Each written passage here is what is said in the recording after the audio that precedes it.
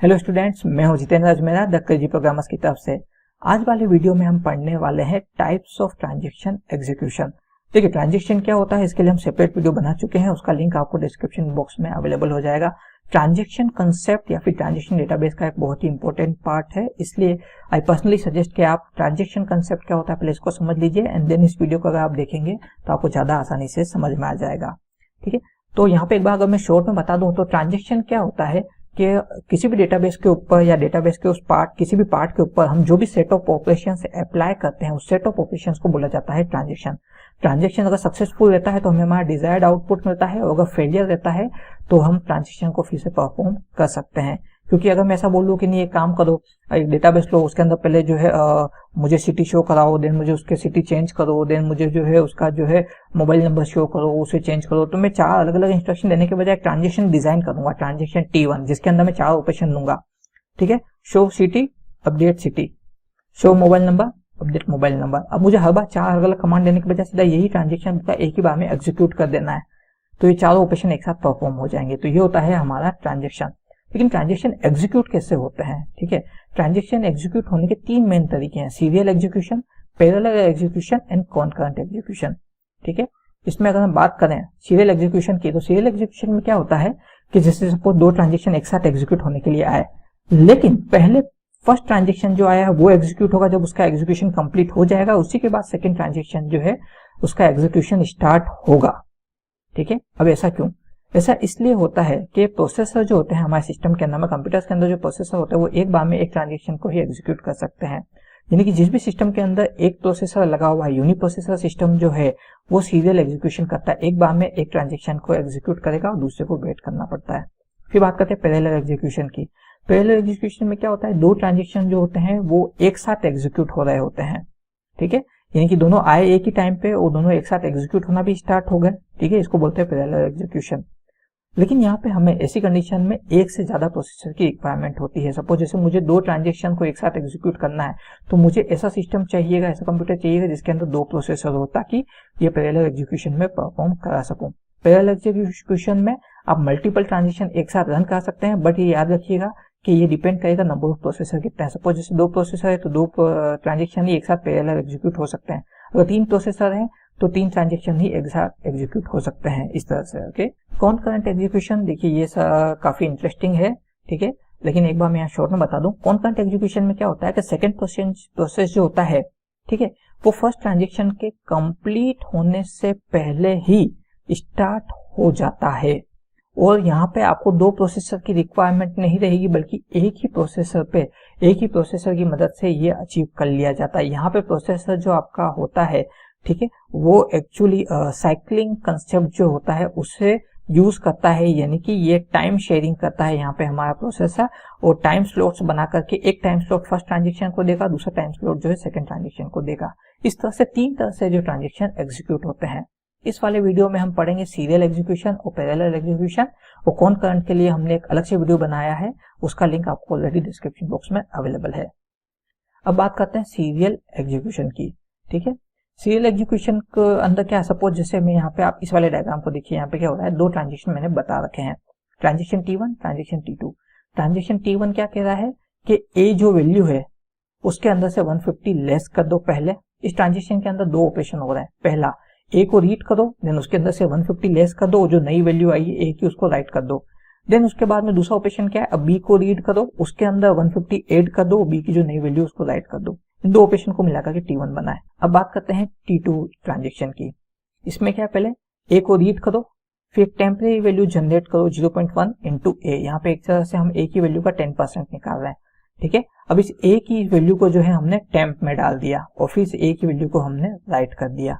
ठीक है, और उसके बाद में दूसरा ऑपरेशन क्या हो रहा है, रीड B के अंदर टेम्परेरी वैल्यू ऐड कर दो, एंड देन B को राइट कर दो।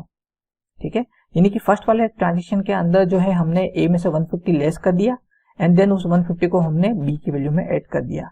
T2 ट्रांजैक्शन में क्या हुआ, A का जो है हमने 10% निकाला, एंड देन उसको B की वैल्यू में हमने ऐड कर दिया, इसीलिए उस 10% को हमने टेम्प में डाल रखा है। ठीक है, तो अब बात करें अगर सीरियल एग्जीक्यूशन की, तो इसमें क्या होगा, पहले T1 जो है वो एग्जीक्यूट होगा, एंड देन T2 जो है वो उसके बाद में एग्जीक्यूट होना शुरू होगा। यानी पहले T1 के दोनों ही ऑपरेशन परफॉर्म होंगे, A परफॉर्म होगा, देन उसके बाद में बी परफॉर्म होगा। जब T1 कंप्लीट हो जाएगा उसके बाद में जो है T2 जो है एग्जीक्यूशन के लिए जाएगा। ये हमारा सीरियल एग्जीक्यूशन कहलाता है। ठीक है, कैसे हम यहाँ देखिए, अगर आप डायग्राम से ज्यादा बेहतर तरीके से समझ पाएंगे कि कैसे, अगर यहाँ पे दो तरीके हैं जिसके थ्रू जो है मैं सीरियल ट्रांजेक्शन जो है serial execution of transaction perform कर सकता हूँ। पहले मैंने ले लिया सीरियल 1, इसके अंदर क्या हुआ, पहले T1 एग्जीक्यूट होगा, ठीक है, बीच में फिर टाइम गैप आया, देन उसके बाद में T2 एग्जीक्यूट हुआ। इस तरह से दोनों ही ट्रांजेक्शन जो है एग्जीक्यूट हो गए। लेकिन अगर मैं सीरियल 2 की बात करूं तो यहाँ पे क्या हो रहा है कि पहले ट्रांजेक्शन T2 जो है एग्जीक्यूट हुआ एंड देन उसके बाद में ट्रांजेक्शन T1 जो है एग्जीक्यूट हुआ है।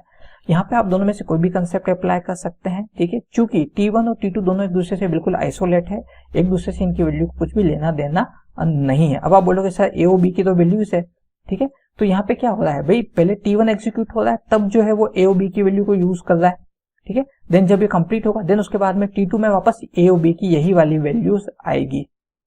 ठीक है, सो लेकिन अब यहाँ पे इनके सीरियल का बहुत असर पड़ता है। कैसे, सपोज जैसे ए की वैल्यू ले ली मैंने 200 और बी की वैल्यू ले ली मैंने 200। अब यहाँ पे पहले T1 एग्जीक्यूट हो रहा है, इस चीज को ध्यान से समझिएगा, पहले यहाँ पे T1 एग्जीक्यूट हो रहा है तो ए को पहले रीड किया गया, ए की वैल्यू कितनी 200। अब ए के अंदर से 150 लेस कर दिया मैंने तो ए की वैल्यू कितनी हो गई 50, तो मैंने ए की वैल्यू क्या लिख दी 50। ठीक है, ओके, तो अब ए की वैल्यू कितनी है 50, ये याद रखिएगा। अब बात करते हैं बी की वैल्यू भी हमने 200 ली है, उसके अंदर हमने 50 ऐड कर दिया तो अब बी की वैल्यू कितनी होगी 250, तो यहाँ पे बी की वैल्यू भी अपडेट हो चुकी 250। यानी कि इस प्रोसेस के, इस ट्रांजेक्शन के स्टार्ट होने के पहले ए की वैल्यू 200 थी, बी की 200 थी, पर ये वाला ट्रांजेक्शन कंप्लीट होने के बाद ए की वैल्यू हो गई 50 और बी की वैल्यू हो गई 250। अब यहाँ पे एक टाइम गैप दिया गया है, ये कुछ मिली सेकेंड्स का होता है। अब इसके बाद में T2 ट्रांजेक्शन एग्जीक्यूट होना शुरू हुआ तो यहाँ पे रीड ए, बट ए की वैल्यू चेंज हो चुकी है क्योंकि T1 ने ए की वैल्यू चेंज कर दी। ए की वैल्यू अब है 50 तो इसने इसको रीड किया 50 का इसने 10% निकाला। 10% जो है कितना होता है हमारा 0.1 जो है इसका, अगर हम निकालने की बात करें तो ये ऑलमोस्ट हो गया हमारा 5। ठीक है, 5 हमने निकाल दिया तो टेम्प में कितनी बची 45 की आपकी जो है बचा है और 5 जो है हमारा टेम्परेरी वैल्यू आया। 10% निकाला 50 का, 10% होता है 5। ठीक है, ए को हमने राइट कर दिया। अब ए की वैल्यू फिर तीसरी बार चेंज हुई, ए की वैल्यू 45 सेव हो चुकी है। ठीक है, अब हमने बी को रीड किया, यहाँ पे देखिए बी की वैल्यू भी चेंज हो चुकी थी, 250 हो गई थी तो ये 250। अब इस 250 के अंदर हमने टेम्परेरी वैल्यू ऐड कर दी। टेम्परेरी वैल्यू हमारी क्या थी 50 का 10% यानी कि 5, तो ये हमने बी के अंदर 250 के अंदर 5 ऐड कर दिया तो ये हो गया 255 और हमने बी को भी राइट कर दिया। इस तरह से यहाँ पे क्या हो रहा है कि ए और बी की वैल्यू 3 बार चेंज हुई।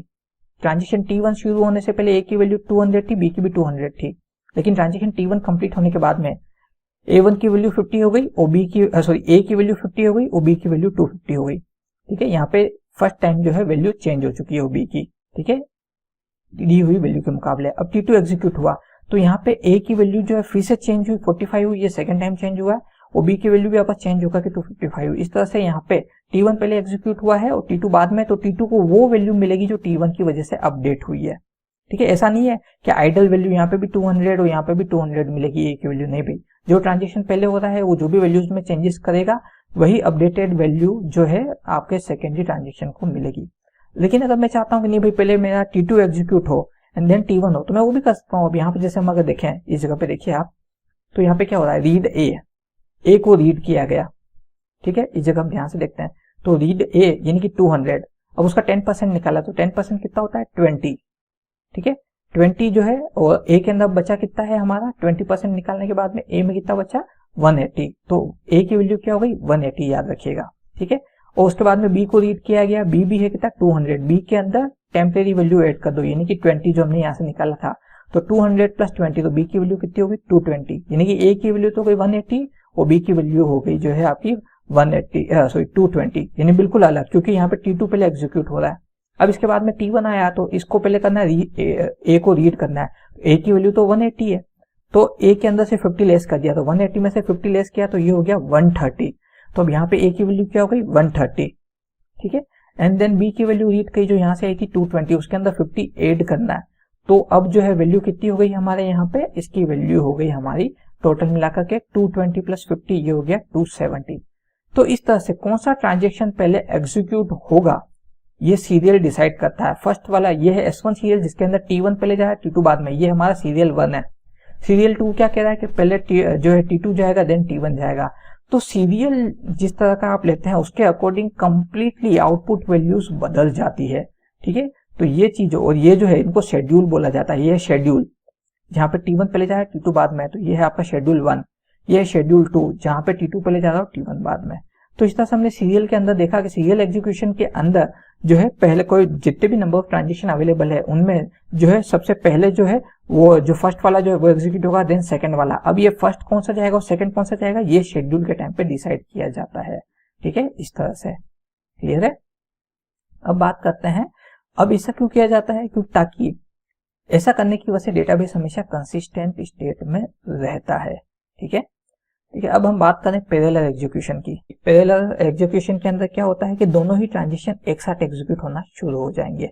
ठीक है, बस फर्क क्या होगा कि यहाँ पे 2 प्रोसेसर वाला सिस्टम हम काम में लेंगे ताकि हर एक प्रोसेसर एक जो है टास्क ट्रांजेक्शन को एग्जीक्यूट करेगा। ठीक है, ये देखिए दोनों एक ही साथ हो रहे हैं। S1 जो है यहाँ पे शेड्यूल एक ही बनेगा। ठीक है, मतलब 2 बन सकते हैं, कैसे कि या तो पहले T1 एग्जीक्यूट हो T2 एग्जीक्यूट हो, या फिर पहले T2 एग्जीक्यूट हो T1। लेकिन फर्क क्या पड़ेगा, क्योंकि दोनों अलग अलग प्रोसेसर पे चल रहे हैं और दोनों के ही अंदर जो है एक साथ एग्जीक्यूशन चल रहा है। इधर T1 जो है एग्जीक्यूट हो रहा है, इधर T2 एग्जीक्यूट हो रहा है। तो यहाँ पे A और B दोनों की ही वैल्यू एक साथ अप्लाई होगी। यानी कि एक मतलब सिंपल सा मैंने कंप्यूटर लिया, उसके अंदर 2 प्रोसेसर है, मैंने 2 ट्रांजेक्शन एक साथ एग्जीक्यूशन के लिए भेज दिए। तो T1 जो है वो प्रोसेसर P1 के पास चला गया और T2 जो है वो प्रोसेसर P2 के पास चला गया और दोनों के ही A और B की इक्वल वैल्यूज मिलेगी। यहाँ पे भी A की वैल्यू 200 और B की वैल्यू भी 200 मिलेगी और इसको भी A और B की वैल्यू 200 मिलेगी। जैसा हमने सीरियल वाले में देखा था कि सेकेंडरी ट्रांजेक्शन जो आ रहा है उसको अपडेटेड वैल्यूज मिल रही थी, लेकिन यहाँ पे ऐसा नहीं, यहाँ पे दोनों को ही इक्वल वैल्यूज मिलेगी, आउटपुट जनरेट होगा। कैसे, ठीक है, जैसे यहाँ पे अगर हम देखें तो यहाँ पे कंप्लीट हमें आउटपुट कैसे शो होगा, सिंपल सा दोनों को ही जो है कंप्लीट मिलाकर के इक्वल वैल्यूज मिलेगी। तो पैरेलल एग्जीक्यूशन का मतलब यही हो गया कि आपको सबसे पहले ऐसा सिस्टम लेना होगा जहाँ पे एक से ज्यादा प्रोसेसर मौजूद हो। हर एक प्रोसेसर एक ट्रांजेक्शन को एग्जीक्यूट करता है। दोनों ही ट्रांजेक्शन, जैसे सपोज जो आप 2 ट्रांजेक्शन एग्जीक्यूट करें, दोनों जो है सेम टाइम स्लॉट पे स्टार्ट हो जाएंगे, दोनों एक साथ स्टार्ट हो जाएंगे और दोनों को ही A और B की जो है इक्वल वैल्यूज मिलेगी एग्जीक्यूशन के लिए और दोनों के ही आउटपुट अलग अलग आएंगे और अलग अलग टाइम पे सेव होंगे। ठीक है, सो इस तरह से ये होता है हमारा पैरेलल एग्जीक्यूशन। मैं उम्मीद करता हूँ आपको सीरियल एग्जीक्यूशन और पैरेलल एग्जीक्यूशन जो है अच्छे से समझ में आ गया होगा और टाइप्स ऑफ ट्रांजेक्शन एग्जीक्यूशन क्या होता है ये कंसेप्ट भी समझ में आ गया होगा। फिर भी अगर आपके मन में कोई भी क्वेरी है या कोई डाउट है या कोई सजेशन या फीडबैक है तो हमें कमेंट बॉक्स में लिख करके बताएं। हमारे इस वीडियो को लाइक कीजिए और चैनल को सब्सक्राइब कीजिए ताकि इसी तरह के वीडियो के नोटिफिकेशन आपको आगे भी मिलते रहें। हमारे इस वीडियो के नोट्स आपको डिस्क्रिप्शन बॉक्स में अवेलेबल हो जाएंगे। हमने अभी तक जितने भी वीडियोस बनाए हैं उनके लिंक और उनके नोट्स के लिंक आपको डिस्क्रिप्शन बॉक्स में अवेलेबल हो जाएंगे। द क्रेजी प्रोग्रामर्स की तरफ से आज के लिए बस इतना ही।